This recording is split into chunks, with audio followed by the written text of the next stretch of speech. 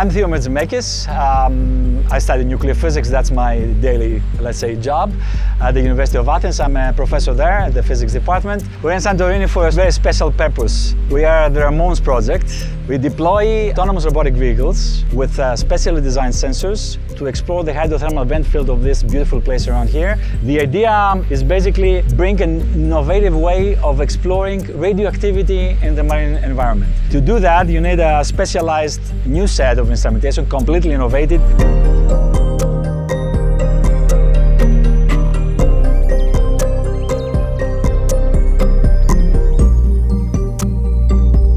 We are trying as a scientific community to move from only the local measurements and focus more globally and watch our seas and see how they are reacting in different kinds of situations.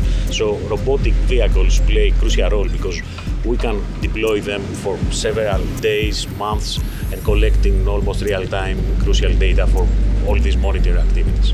Engineering-wise, we were able to, in real time, control all the trajectory of the glider. Our onboard processing algorithms were working really decently, and we were able to control its speed, its pitch angle, and other parameters in order to, in an optimal way, to measure and collect in a dense way the data that we want for the upcoming analysis.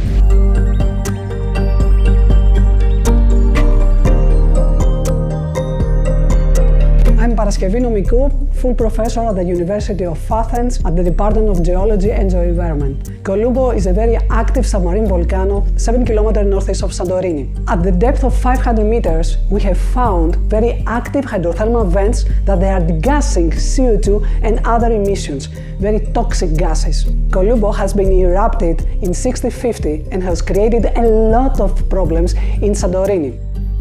The Laboratory of Physical Geography here at the University of Athens, at the Department of Geology and Geoenvironment, has all the geophysical data that we need to map the seafloor. We want to see the stratigraphy of the sediments and, of course, to investigate the hydrothermal fluids. Before an eruption, most of the time you have a lot of earthquakes, or you have differences in changes of the temperature or the gases or the fluid emissions. And of course, we have also changes on the seafloor. That's why we have already deployed a lot of instruments within the crater in order to understand the dynamic of this active volcano.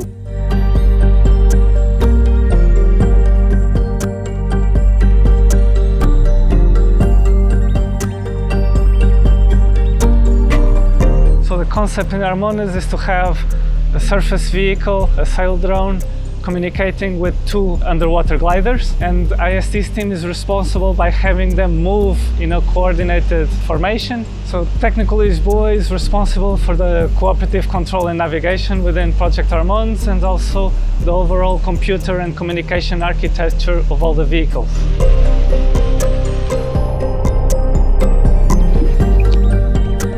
We come from a university in Spain, from Las Palmas de Gran Canaria, and we are participating here in Santorini in Project RAMONES. And our role is with our sailboat, which is like a drone, a marine drone. And the idea is that this vehicle acts as a relay for communication with the gliders that are underwater.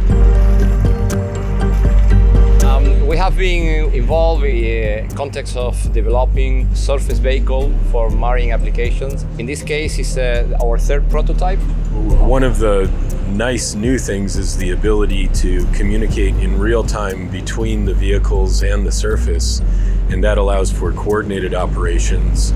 Coordinated operations allow you to do much more elaborate operations. All of the technology development goes towards understanding not only the Earth, but these other planetary bodies, some of which we call ocean worlds.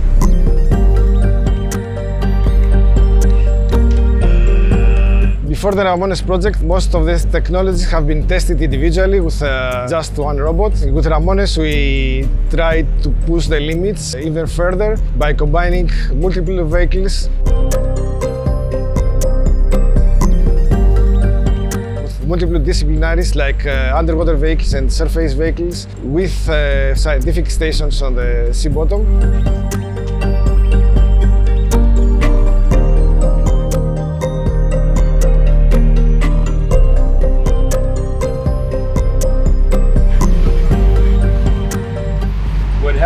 because the pressure is higher here, it causes this interface to decrease here.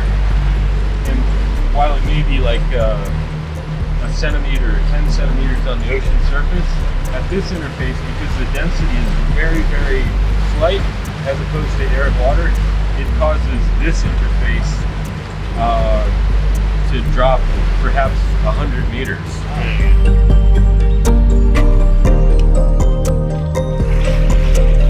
The idea behind that is for exploring and having data much faster with much less cost than using just one robot and spending many days in the sea.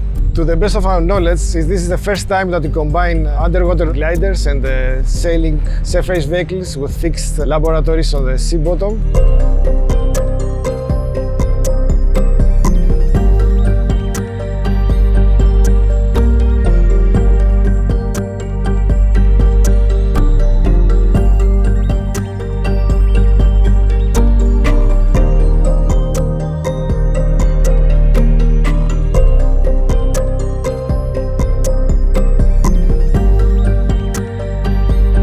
Moreover, Ploatec and Evologics designed and developed the acoustic payload that has been introduced to the gliders for having accurate positioning and communications.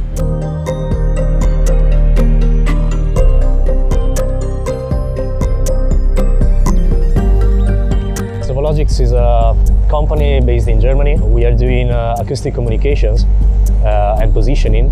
One of the main challenges that we have right now is the different water column stratification that we are encountering in the crater of Colombo. Water column stratification stands for a different set of properties that the water have, and that can bounce the acoustic rays into different directions. We are going to see in processing the data that we recovered from the crater how the acoustic communication behaved, and if we can see it as a challenge or if we overcome that with what we have.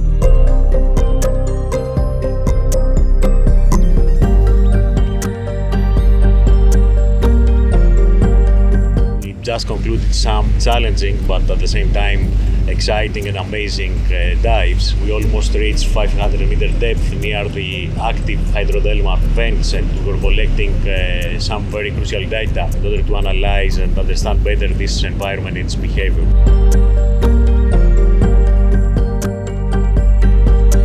We have a great interest to explore this natural phenomenon around using state-of-the-art techniques that we find in big labs like CERN or Michigan State, for example, or FRIB. Adopt these technologies that exist, but make it even more harder to put them in the marine environment. It's a different thing working with big collaborations on the land, continental place.